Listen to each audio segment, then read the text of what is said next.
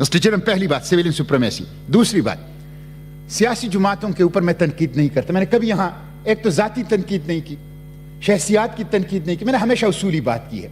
किसी की सख्त बात भी हुई है तो मैंने उसको बर्दाश्त किया है। सियासी जमातों पे बहुत ज्यादा तनकीद होती है, मैं उस पर तनकीद नहीं करता।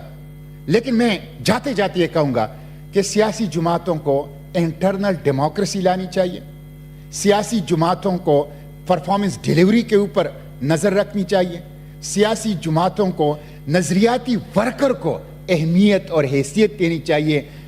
डीएनए की बुनियाद पर ओहदे तकसीम ना करें, मेरिटोक्रेसी करें, अहलियत और मेरिट की बुनियाद पे करें। मैं उन पे ज्यादा तनकीद इसलिए नहीं करता कि उनके ऊपर सियासत जमातों के ऊपर तो वैसे ही तनकीद बहुत होती है। अब ये देखें, कल भुट्टो रेफरेंस का फैसला आया है। मिस्टर चेयरमैन, आप देखें 45 साल के बाद आप इस कौम के एक मुंतखब वजीर आजम को इंसाफ नहीं दे सके, सिर्फ गलती तस्लीम कर सके। किसी जज के साथ कभी यह काम हुआ है जो मुंतखब वजीर आजम के साथ हुआ है? किसी जर्नैल के साथ कभी यह काम हुआ है जो मुंतखब वजीर आजम के साथ हुआ है?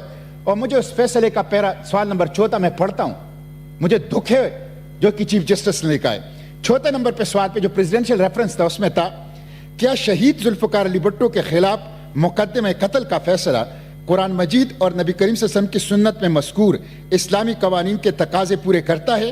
अगर ऐसा है तो क्या मौजूदा मुकदमा तौबा के तसव्वुर के तहत आता है, जिसका सरीह जिक्र कुरान मजीद के दरज झेल आयत में होता है? सूरह निसा आयत 17-18, सूरह बकरा आयत 159, 160 और 222, और सूरह माइदा आयत 39, सूरह आराफ आयत 153, सूरह नहल आयत नंबर 119 और सूरह ताहा आयत नंबर 82, नी सुनन इब्न माजा हदीस नंबर 359। तौबा के तसव्वुर के असरात और नताइज क्या हैं? इस पे अदालत ने क्या कहा है? राय। इस सवाल पर हमें कोई माविनत नहीं दी गई, इसलिए इस पे राय देना मुनासिब नहीं है।